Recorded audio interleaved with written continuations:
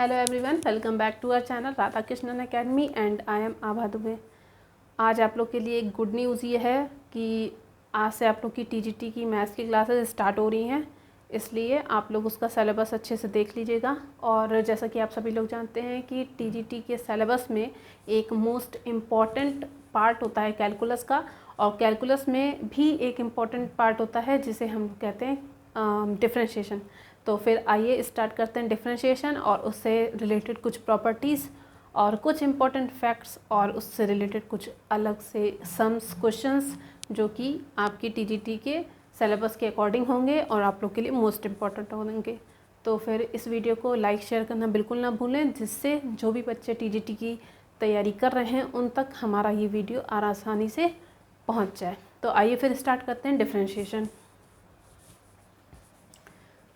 Differentiation को हम लोग हिंदी में कहते हैं अवकलन। हिंदी मीडियम के बच्चे जो होंगे वो उसको अवकलन बोलेंगे। और इसमें हम इसको डिनोट करने से पहले हम आपको ये बताना चाहते हैं कि जब भी हम लोग डिफरेंशिएशन को सॉल्व करते हैं तो आप लोग को दो तरह की चीज़ें याद रखना बहुत ज़रूरी है कि डिफरेंशिएशन होता क्या है और उसको सॉल्व करने का तरीका क्या होता है। दोनों इंपॉर्टेंट आपके लिए हैं, लेकिन लोगों को पहले ये जानना ज़रूरी है कि डिफरेंशिएशन होता क्या है, क्योंकि हाउ टू यूज़ डिफरेंशिएशन इसमें तो आप लोग के लिए अलग अलग तरह के फॉर्मूले होंगे जो कि आप लोग को सिर्फ याद करने होंगे। उनके लिए कोई फैक्ट नहीं है, सिर्फ आप लोग को वो फॉर्मूले याद करने होंगे जिससे वो वैल्यूज़ निकाली जाएंगी। लेकिन मेन टॉपिक ये आता है कि डिफरेंशिएशन होता क्या है। जब तक आप किसी भी चीज़ को समझेंगे नहीं, जानेंगे नहीं, तब तक आप उससे रिलेटेड कितने भी क्वेश्चन आंसर मिल जाएं, वो उन सारे क्वेश्चंस को सॉल्व करना अलग प्रोसेस होता है। लेकिन वो है क्या, मेन एक्चुअल पार्ट क्या है, उसको समझना वो अलग चीज़ होती है। तो फिर डिफरेंशिएशन को समझने के लिए हम आपको एक सिंपल और अच्छा सा एक नॉर्मल सा एग्जांपल देंगे और आप लोग को समझ में आ जाएगा कि डिफरेंशिएशन होता क्या है। जैसे कि मान लिया हमने 27 को 3 से डिवाइड किया। डायरेक्टली कोई भी इंसान डिवाइड करेगा, कह देगा आंसर आ रहा है 9, लेकिन कोई भी इंसान ये नहीं जानता है कि ये आंसर 9 आया कैसे। तो वो इसलिए आया है बिकॉज़ हम लोगों ने बचपन से 3 का टेबल पढ़ा है कि 3 9 27 होता है, इसलिए 9 आया। लेकिन क्या किसी ने ऐसा अपने माइंड में सोचा कि हम अगर 3 के 9 पार्ट्स कर देंगे, मीन्स ऐसे 3 के, मान लो ये 3 का अलग पार्ट, ऐसे अगर हम 9 पार्ट कर देंगे तब हमारा आंसर 27 आ जाएगा। इतना किसी ने नहीं सोचा। वजह क्या है? क्योंकि आप लोग को सबसे सिंपल और आसान तरीका लगा कि आपने डायरेक्टली इसे डिवाइड किया, क्योंकि आप लोगों को मल्टीप्लिकेशन और डिवीज़न के लिए जो आपने टेबल्स पढ़े थे बचपन से और आज तक, उसका आप लोगों ने यहाँ यूज़ कर दिया, ठीक है। लेकिन किसी ने भी ये नहीं सोचा कि इसके पार्ट्स होते हैं, और डिफरेंशिएशन में आप उन्हीं चीज़ों को जो आपने उस टाइम नहीं किया, पार्ट्स में डिवाइड करके उसका आंसर निकाला, वो आप यहाँ सीखोगे। मीन्स डिफरेंशिएशन में आपको ये बताया जाएगा, ये सिखाया जाएगा कि आप किसी भी चीज़ को पार्ट में डिवाइड करके उसकी वैल्यू कैसे निकालते हो। एक इम्पॉर्टेंट चीज़ ये भी है कि इसमें आप लोग ने सिर्फ नॉर्मल वैल्यूज़ ली थी, उसमें आप लोग डिपेंडेंट इंडिपेंडेंट दोनों तरह के चरों को पढ़ेंगे, जिसमें आपके कांस्टेंट के भी वेरिएबल्स आएंगे, एक्स वाई जेड के भी कांस्टेंट, जितने भी आपके डिपेंडेंट और इंडिपेंडेंट वेरिएबल्स होते हैं वो सारे भी यहाँ यूज़ किए जाएंगे। कुछ और इम्पोर्टेंट चीज़ें हैं जो कि डिफरेंशिएशन में यूज़ की जाएंगी, जो कि अभी तक आप लोगों ने सिर्फ पढ़ी थी बट अप्लाई नहीं की थी। तो आइए फिर स्टार्ट करते हैं डिफरेंशिएशन का मोस्ट इम्पॉर्टेंट टॉपिक।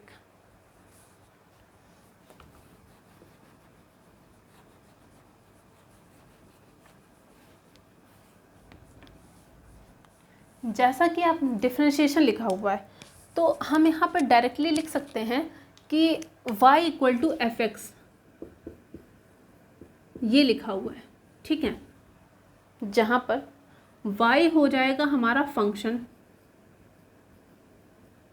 ठीक है, ये हो गया फंक्शन, x हो जाएगा इंडिपेंडेंट वेरिएबल,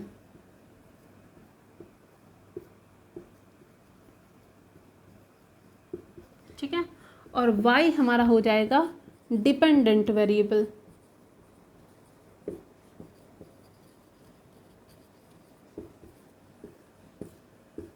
ये 3 अलग अलग चीज़ें, ठीक है।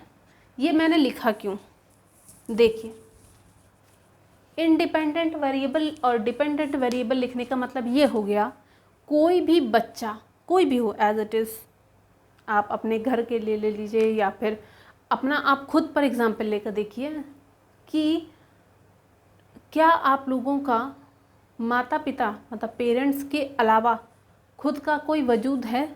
नहीं होगा। मीन्स अगर लोग आप लोगों को जानते हैं या आप कितने भी बड़े बन जाओ, लेकिन आप लोग अपने माँ बाप के नाम से ही जाने जाओगे। उसकी वजह ये होती है कि उन्होंने आपको जन्म दिया, इतना बड़ा किया, आप उनके ऊपर डिपेंड थे, हो और हमेशा रहोगे।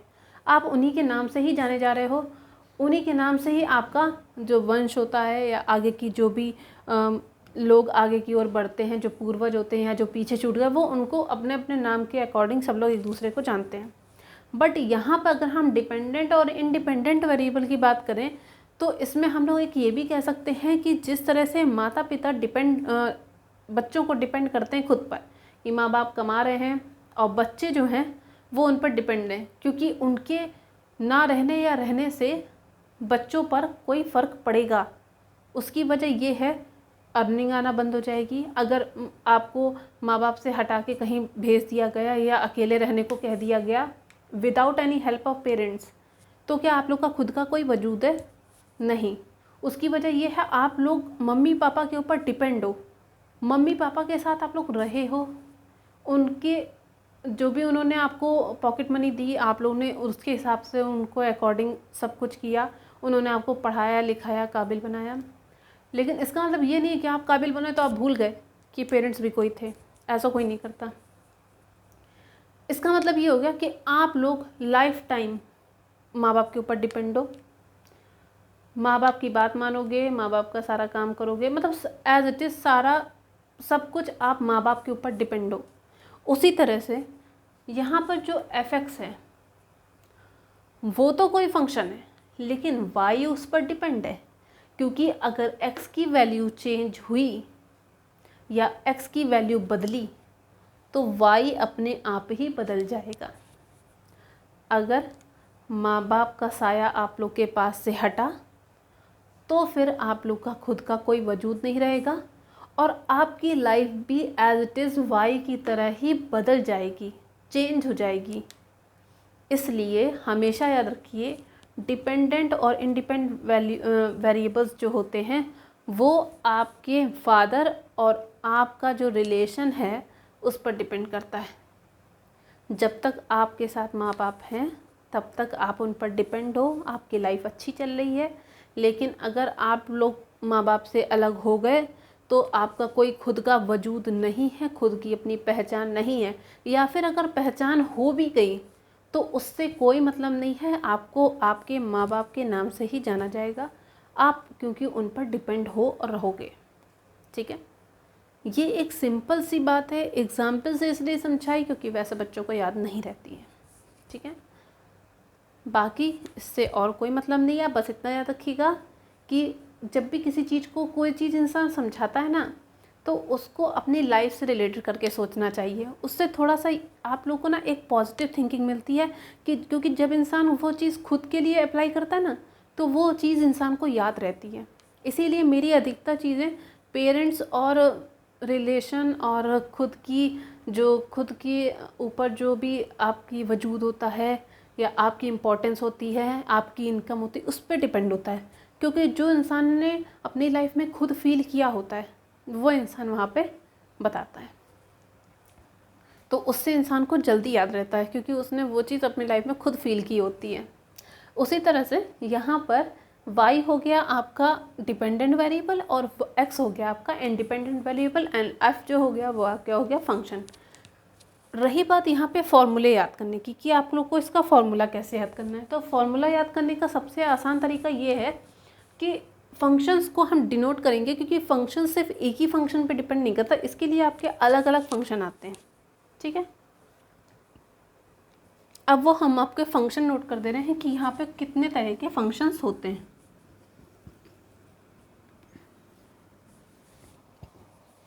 एक होता है कांस्टेंट फंक्शन दिख रहा है। एक हो गया आपका कांस्टेंट फंक्शन, दूसरा हो गया पॉलिनोमियल फंक्शन, तीसरा हो गया ट्रिग्नोमेट्रिकल,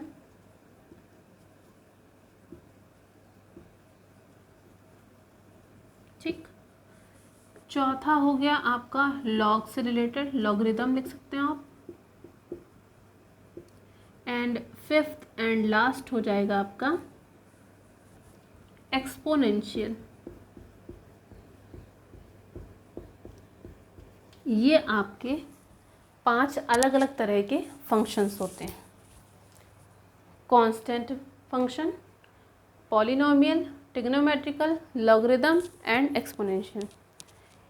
इसी पर आप लोगों को क्वेश्चन आंसर बताए जाते हैं। इसके अलावा 2 और छोटे छोटे होते हैं, जिसमें से एक होता है मल्टीप्लिकेशन से निकालना, एक होता है डिवीजन से डिफरेंशिएशन निकालना। उसका अलग फार्मूला बता देंगे, बट यहाँ पे आप लोग को पहले इन सारे फार्मूलेस को याद करना इंपॉर्टेंट है। याद करने का तरीका हम बता देंगे, बट आप लोग उसको एक बार ध्यान से समझने की कोशिश कीजिएगा, ठीक है।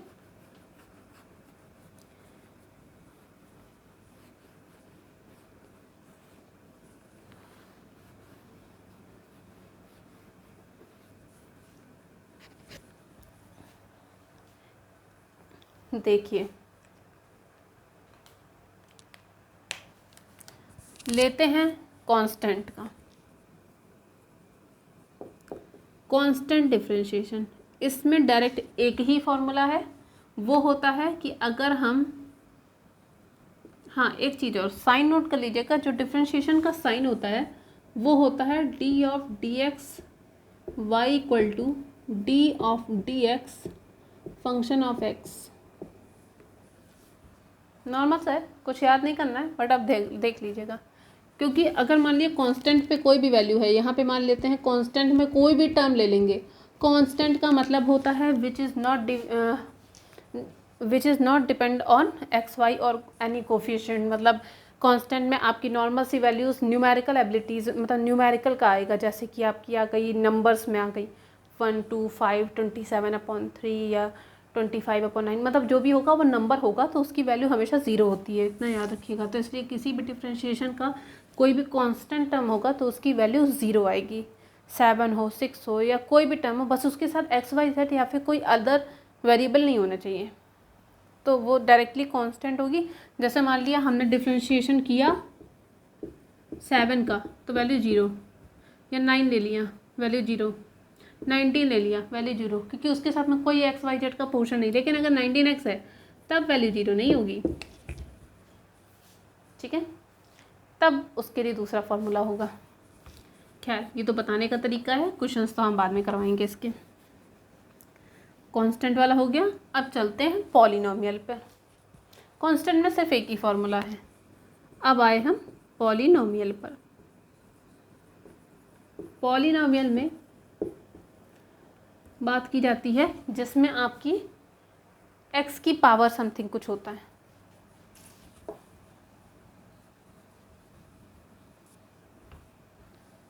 ठीक है। डी ऑफ, ज़्यादा गीला है,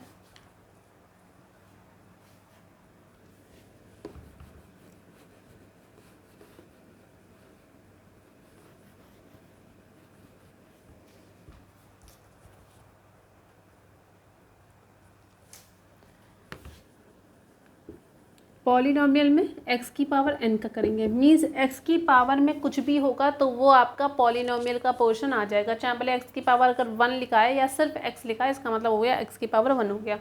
तो यहाँ पर इसका डिफ्रेंशिएशन होता है n x की पावर n-1। सही से नहीं दिखा गया, ठीक है।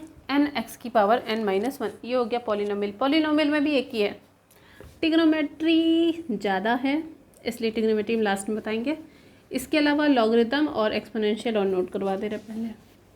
ट्रिग्नोमेट्री में ज़्यादा, क्योंकि जैसे ही ट्रिग्नोमेट्री का नाम लेते हैं ना, उसमें फिर 6 वही आ जाते हैं, sine cos tan cot sec cosec, तो इसीलिए ट्रिग्नोमेट्री का पोर्शन बाद में। लेकिन पहले यहाँ पे जो छोटे छोटे हैं जो इस ब्लैक बोर्ड में आ जाएंगे, पहले उनको डिवाइड करते हैं और उनको पहले सॉल्व करते हैं। हाँ, तो फिर कांस्टेंट हो गया, पॉलिनोमियल हो गया। थर्ड आपका ले लेते हैं हम ट्रिग्नोमेट्री नहीं, लॉगरिदम।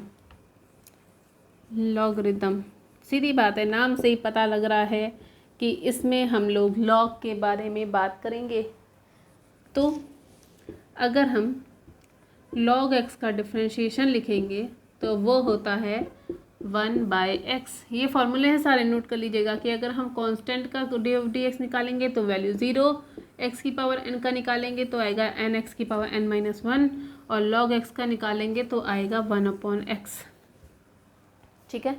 log में एक और होता है d(dx) होता है log x बेस a, इसका भी होता है, इसका हो जाएगा 1/x log ये। ठीक है, लिखना ज़रूरी होता है इसलिए बता दिया। ठीक, इतने हो गए फॉर्मूले। अभी एक और बचा है एक्सपोनेंशियल, वो भी हम यहीं कहीं एडजस्ट कर देंगे, देख लीजिए, तब तक आप लोग इसको नोट कर लीजिए।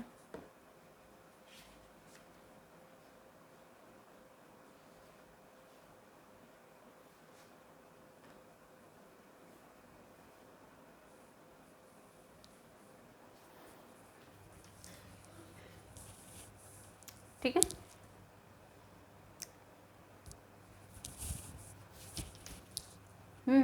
दिख रहा, कांस्टेंट हो गया, पॉलिनोमियल हो गया, लॉगरिथम हो गया, एक्सपोनेंशियल बचा है।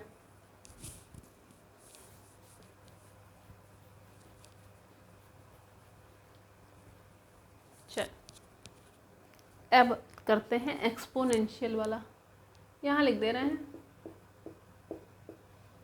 ज़्यादा कुछ खास नहीं है इसलिए नहीं लिख रहे हैं ज़्यादा बड़ा बड़ा, बट हाँ आप लोग फॉर्मूले सारे नोट कर लीजिएगा क्योंकि वो बहुत इंपॉर्टेंट है।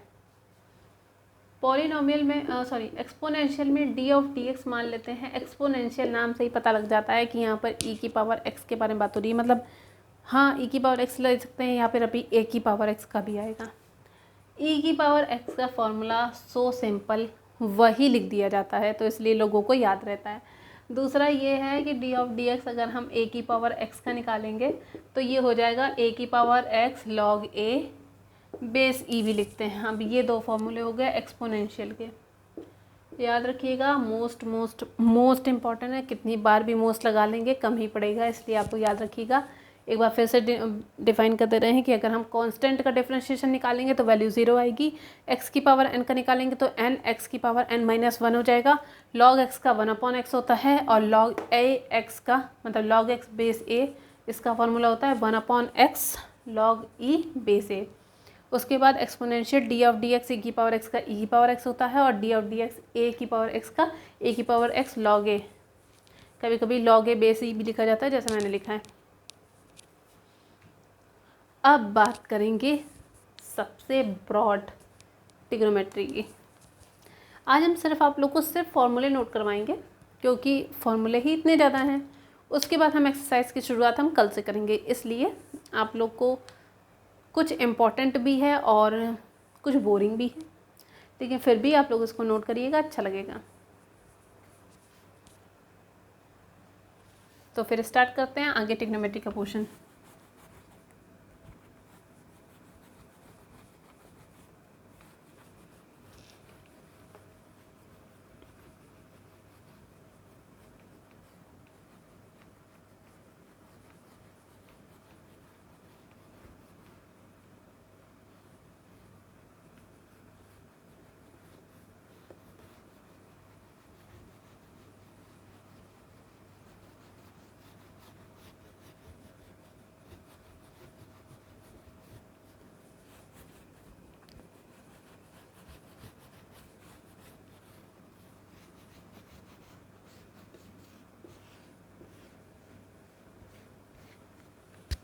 ठीक है, अब देखिए, जैसे कि अगर हम ट्रिग्नोमेट्री में ले लेंगे, यहाँ लिख देते हैं हम ट्रिग्नोमेट्री का पोर्शन करने जा रहे हैं।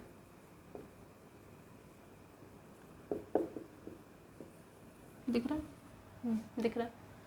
देखो ट्रिग्नोमेट्री के पोर्शन में d(dx) पहले आप सब लिख लो, sin x का करना है, फिर यहाँ पे आपको cos x का करना है,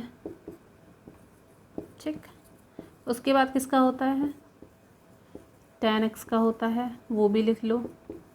फिर d of dx sec x का होता है, ये भी लिख लिया। ठीक है, इधर का पोर्शन हम मिटा दे रहे हैं क्योंकि 6 फॉर्मूले हैं जो यहाँ नहीं आ पाएंगे।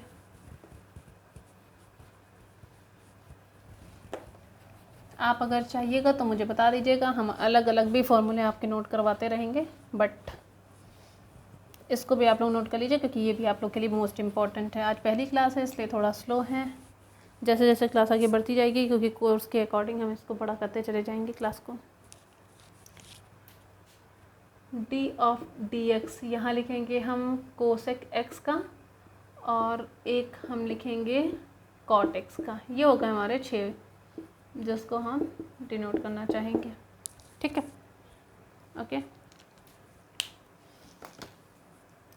पहली चीज़ याद करने का सबसे बेस्ट तरीका क्या है, जितने भी डिफ्रेंशिएशन में c वाला पोर्शन है, c वाला, जैसे कि कॉस में है c, कोसेक में है c और कॉट में है c, इन सभी में हम माइनस लगा लेते हैं।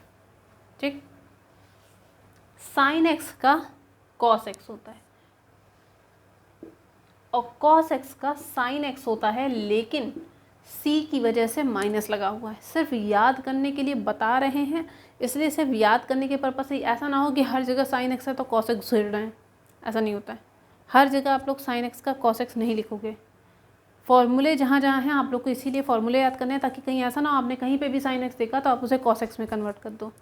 होता तो डिफ्रेंशिएशन ही है, साइन x का कॉस x होगा, लेकिन कहीं कहीं पे क्या पता कुछ और दे रखा हो, कुछ और आपको निकालना हो, लेकिन आपने पढ़ रखा हो कि मैम ने आपको बताया था कि साइन x की जगह कॉस x होता है इसलिए आपने लगा दिया, ऐसा नहीं।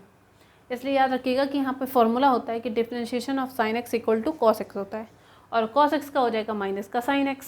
ठीक, tan x का होता है sec स्क्वायर x और sec x का होता है sec x into tan x। दिख रहा होगा, दिख रहा है। उसके बाद कोसेक x का हो गया माइनस के साथ में cosec x into cot x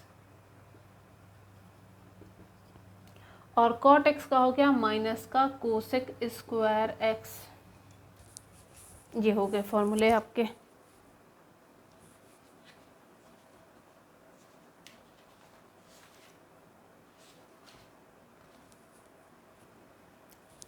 ठीक है, ये बस 6 फॉर्मूले हैं जो आप लोग को ट्रिग्नोमेट्री के थे, वहाँ नहीं आ सकते थे इसलिए यहाँ नोट किए गए।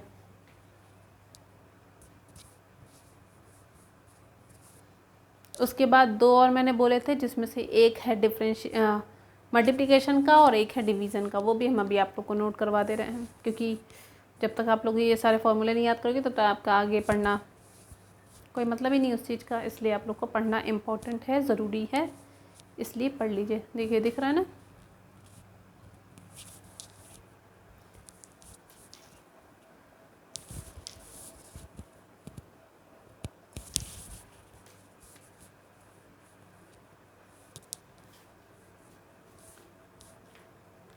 इसके बाद चलते हैं इसका मल्टीप्लिकेशन और डिवीज़न कि उन दोनों के लिए भी कौन कौन से फॉर्मूले वो भी नोट कर लीजिए। बस उतने ही फॉर्मूले से आई होप सारे क्वेश्चन आंसर निकल जाएंगे। मुझे बाकियों का तो नहीं पता कि वो लोग कैसे निकलवाएंगे, बट हाँ मेरे में आप लोग को बस अप्रोक्स आई थिंक, मुझे नहीं लगता कि इसके अलावा अभी आप लोग को डिफ्रेंशिएशन के लिए इसके अलावा कोई फार्मूला याद करना है। इन्वर्स वाला पड़ेगा, लेकिन इन्वर्स वाला भी सेम थोड़ा बहुत मतलब ऐसे ही है तो इसलिए उसमें इतनी दिक्कत नहीं होगी, लेकिन मेरे ख्याल से आपको इससे ज़्यादा फार्मूला मेरी क्लास में नहीं पढ़ना पड़ेगा। इन्वर्स के लिए पढ़ना पड़ सकता है, लेकिन ये जो नॉर्मल से क्वेश्चन उनके लिए आपको इससे ज़्यादा फार्मूला नहीं पढ़ना है और ना हम चाहते हैं आप लोग पढ़ो, इतने में ही निकाल देंगे सारे क्वेश्चन सर। ठीक है, देखिए एक फार्मूला मैंने आपसे क्या कहा, मल्टीप्लिकेशन का है। मल्टीप्लिकेशन मतलब जब कोई 2 फंक्शन दे रखे हों और उनका हम मल्टीप्लिकेशन करें मतलब गुणा करें, एक उसके लिए फार्मूला है और एक आपका फार्मूला लगेगा डिवीज़न का। ये 2 अलग अलग फार्मूले हैं, ठीक है, ओके।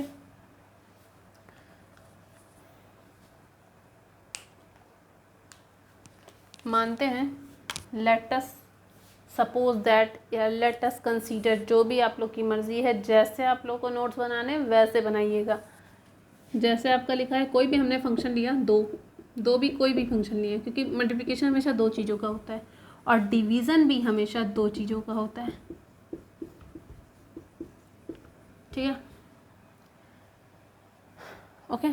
तो देखिए, या आप इसको चाहो ना तो आप इसको ये लिख सकते हैं, अंश अपॉन हर, अंश बटे हर, यही तो लिखा जाता है। इंग्लिश मीडियम वाले न्यूमरेटर अपॉन डिनोमिनेटर लिखेंगे। ठीक, एक एक चीज़ आज बता के चल रहे हैं, इसलिए मुझे नहीं लगता है कि इस क्लास के बाद कोई दिक्कत आने वाली है, लेकिन फिर भी आएगी तो भी आप पूछिएगा, लेकिन मैं अपनी तरफ से 100% करती हूँ। ठीक, अब देखिए, डिफ्रेंशिएशन करने को कह रहे हैं, किसका करने को कह रहे हैं, वाई का। तो जब हम लोग मल्टीप्लिकेशन का करते हैं ना, तो मल्टीप्लिकेशन में क्या होता है, एक फंक्शन छोड़ देते हैं, मान लेते कोई भी एक फंक्शन मान लो, कोई भी दूसरा फंक्शन मान लो, तो एक फंक्शन छोड़ दिया, f(x) छोड़ दिया, तो पहले हम डिफ्रेंशिएशन किसका करेंगे, gx का, फिर लग जाएगा प्लस का साइन, फिर हम gx छोड़ देंगे, फिर हम डिफ्रेंशिएशन करेंगे किसका, fx का। मतलब एक बार आप पहला वाला छोड़ोगे, दूसरे वाले का डिफ्रेंशिएशन करोगे, फिर प्लस का साइन के साथ में एक छोड़ के दूसरा वाला छोड़ के पहले वाले का करोगे। वो डिपेंड आपके ऊपर करता है, क्योंकि बीच में प्लस का साइन लगा है, तो इसलिए चाहे यहाँ पर आप चेंज करो चाहे यहाँ चेंज करो, उससे कोई फ़र्क नहीं पड़ता है। ठीक है, ये तो हो गया फॉर्मूला मल्टीप्लिकेशन के लिए, कि फर्स्ट वाला छोड़ेंगे दूसरे वाले का डिफ्रेंशिएशन करेंगे, प्लस दूसरे वाला का छोड़ के पहले वाले का डिफ्रेंशिएशन होगा। इसी तरह से डिवाइड में होता है, dy/dx। ठीक, यहाँ पर थोड़ा सा समझना है, जो डिनोमिनेटर है उसको छोड़ेंगे, तो पहले हम डिफ्रेंशिएट करेंगे न्यूमरेटर मीन्स ऊपर वाले का, फिर लगाएंगे माइनस का साइन, फिर हम न्यूमरेटर छोड़ेंगे, फिर हम डिफ्रेंशिएट करेंगे डिनोमिनेटर का मीन्स सेकंड वाले का, मतलब जो नीचे है, फिर हम नीचे वाले का होल स्क्वायर कर देंगे मीन्स डिनोमिनेटर का स्क्वायर। इसको याद करना है, इसको तो याद करना पड़ेगा,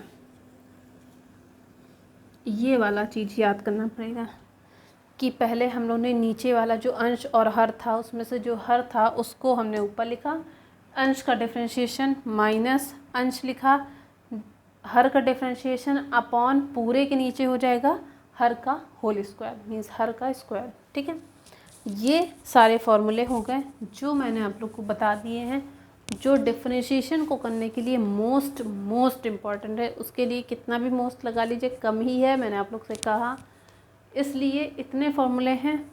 मेरे हिसाब से तो ये सारे फॉर्मूले कंप्लीट हो गए हैं, लेकिन अगर इसके अलावा भी कोई और फॉर्मूले आएंगे या मुझे दिखेंगे आप लोग के लिए कि इम्पॉर्टेंट हैं तो बताएंगे, वरना अगर सारे क्वेश्चन आंसर अगर आपके इसी से सॉल्व हो जाएंगे तो हम आपको एक भी एक्स्ट्रा फार्मूला नहीं बताएंगे। बस आप लोग इतना ही पढ़ लीजिएगा, उतने भी आप लोग का डिफ्रेंशिएशन अच्छा खासा तैयार हो जाएगा। आई थिंक 100 में से 100 क्वेश्चन ही फंस जाएंगे अगर आप लोगों ने डिफ्रेंशिएशन में इतने सारे फार्मूले याद कर लिए तो, क्योंकि मुझे नहीं लगता कि इसके अलावा आप लोगों को एक भी फार्मूला याद करना है। ठीक है, तो फिर आज के लिए हम इतना ही रखेंगे। कल की क्लास में हम आप लोग को इससे रिलेटेड जितने भी क्वेश्चन आंसर हैं इम्पॉर्टेंट, वो सारे हम आप लोग को साथ में सॉल्व करवाते रहेंगे, जिससे कि आप लोग को डिफ्रेंशिएशन अच्छे से तैयार हो जाए। एक ही क्लास में बताएंगे ताकि आप लोग के ज़्यादा से ज़्यादा क्वेश्चन सॉल्व हो जाएं। अगर नहीं सॉल्व होंगे तो अलग से हम उसके लिए एक और क्लास बना देंगे। तो आज के लिए फिर इतना ही, मिलते हैं आपको एक नए वीडियो के साथ। अगर वीडियो अच्छा लगा हो तो उसे लाइक शेयर करना बिल्कुल ना भूलें, और अगर जिन लोगों ने भी अभी तक मेरे चैनल को सब्सक्राइब नहीं किया है वो लोग जाके मेरे चैनल को सब्सक्राइब करें, बेल आइकन को प्रेस कर दीजिए ताकि भविष्य में आने वाले सारे नोटिफिकेशन आपको सबसे पहले देखने को मिले। मिलते हैं आपको एक नए वीडियो के साथ, तब तक के लिए बाय बाय, टेक केयर।